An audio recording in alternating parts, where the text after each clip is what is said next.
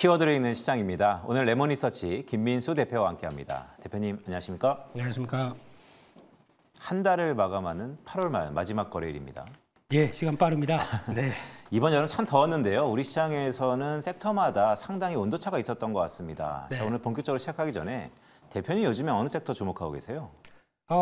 원래 트레이더는 무차별적으로 올라오는 거 다 보긴 하는데 이번에 2000년지를 놓쳤습니다. 놓친 다음에 그래도 반도체 쪽은 그냥 좀 저점에 조금씩 더 대응해 보고 있고, 그래도 시장의 가장 핫한 쪽은 제약 바이오고요. 그리고 의외로 시장이 지금 강한데 이렇게 티가 강하게 안 하지 않는, 그다음 우리 움직일 수 있어라는 쪽은 개인적으로 소프트웨어 쪽 같습니다.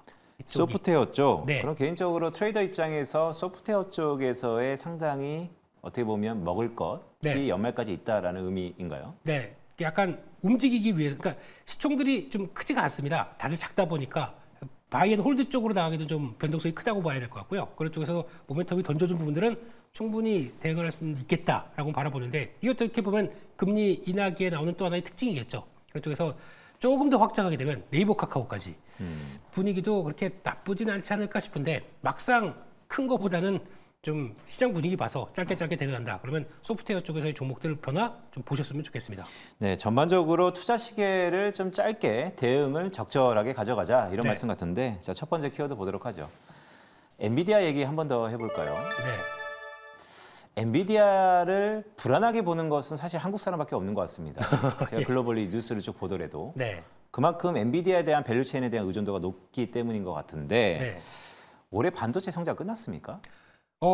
엔비디아를 왜 불안하게 보냐면요. 우리나라 사람들이 많이 갖고 있기 때문입니다. 그렇기 때문에 많이 있다 보니까 계속 가져가도 돼라고 하는 여러 가지 교차적인 시각들, 이게 지금 나온다고 봐야 될 것 같고요.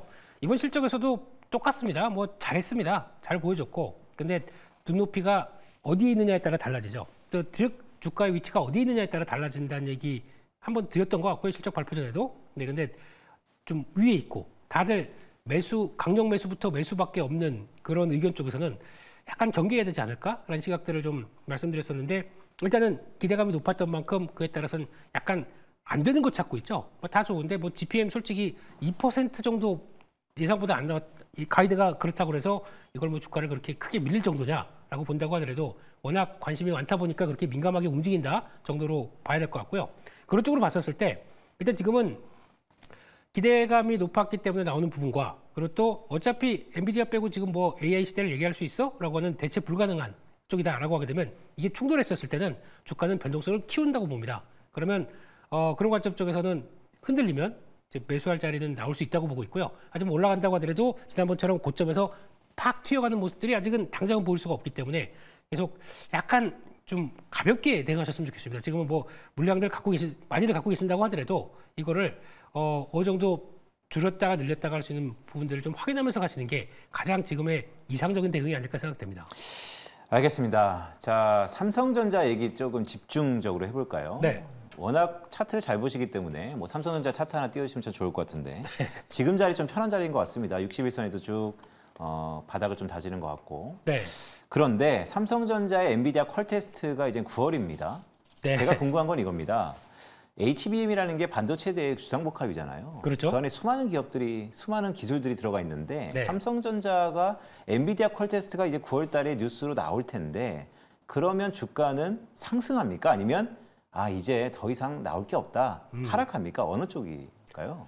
그러니까 여기서 지금 포인트를 HBM으로 맞추느냐 아니면 메모리 반도체 사이클 쪽으로 맞추느냐, 이게 지금 가장 중요한 핵심이라고 생각합니다. 솔직히 과거에 메모리 반도체 사이클이 턴했었을 때 삼성전자가 요만큼 올랐다가 여기서 빠진다고, 이게 지금 말이 안 되는 국면이거든요. 그럼 반대로 얘기 드리면 지금 메모리 반도체 업황이 사이클이 그러니까 큰 빅 사이클이냐 아니면 약간 지금까지 중에서 약간 소 사이클 정도냐라고 판단을 하는 가장 기준이 중요하겠죠. 그렇게 보면은 최근 들어서 지금 얘기가 많았던 것 중에 하나, 이제 재고가 많이 쌓였다가 이제 재고가 털어내기 시작하고 업황이 돌아가는 모습들을 보여줬다. 그래서 이제 실적 돌아간다라는 쪽인데, 막상 돌아가기 시작하다 보니까 디램 가격들이 현물 가격 중심으로 빠져버려요.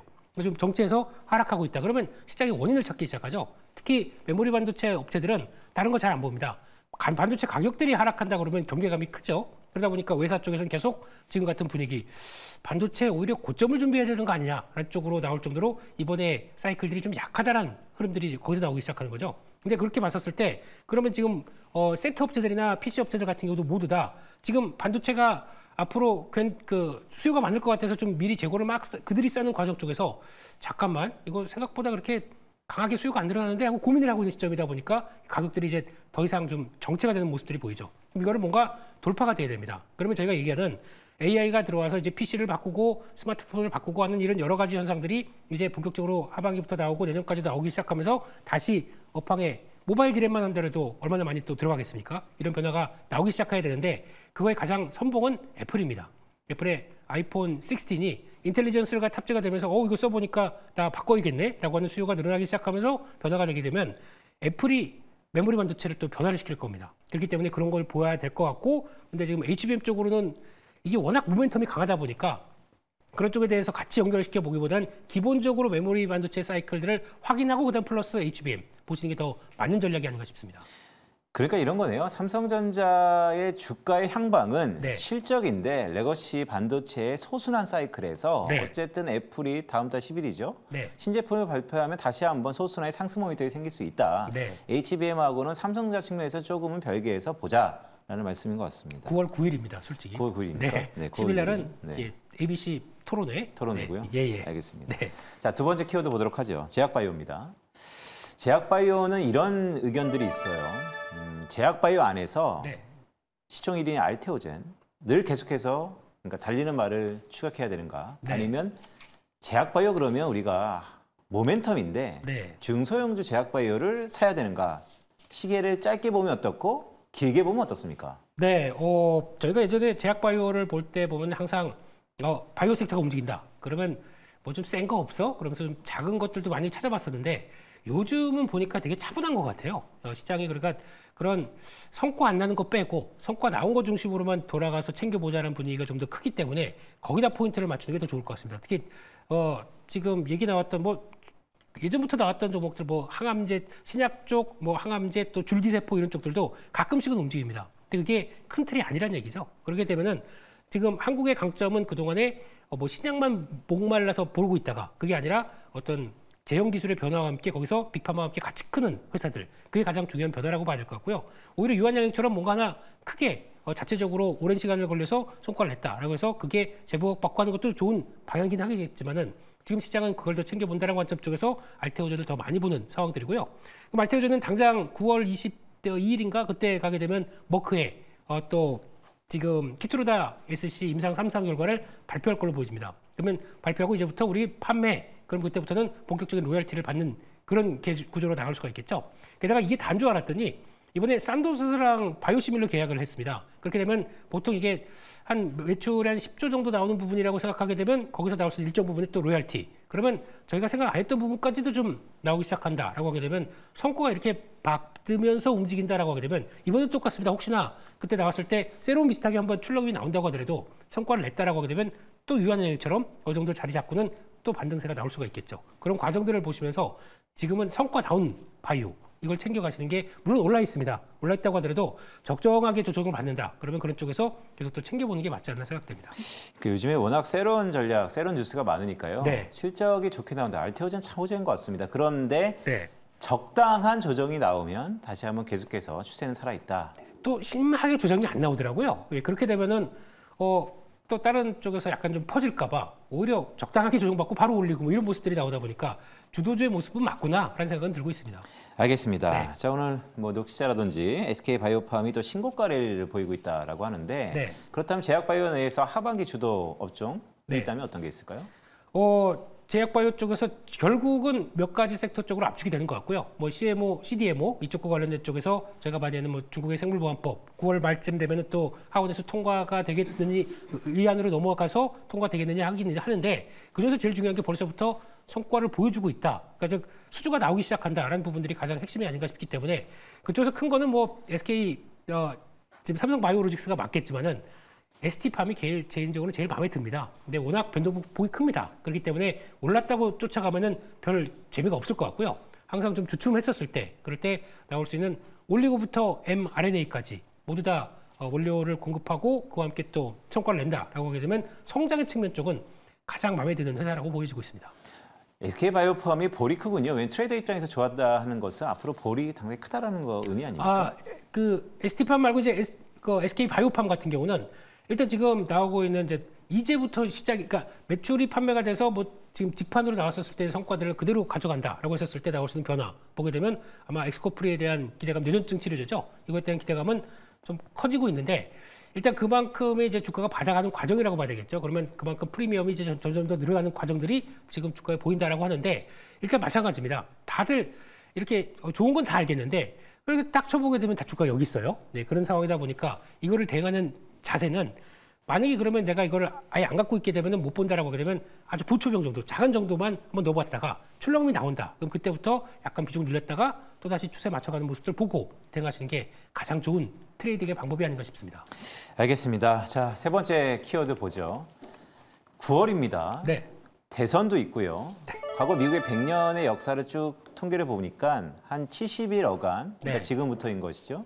주가가 상당히 이제 활발히 움직일 개연성도 높은데 네. 더구나 국내로 시계를 높여보면 국내 정부가 부동산 정책으로 수요를 옥죄니까 네. 이 유효 자금들이 단기 자금들이 갈 데가 사실 주식시장밖에 또 없을 것 같고 그렇다면 9월과 10월을 우리가 잘 보내야 되는데 네. 어떤 전략이 필요할까요?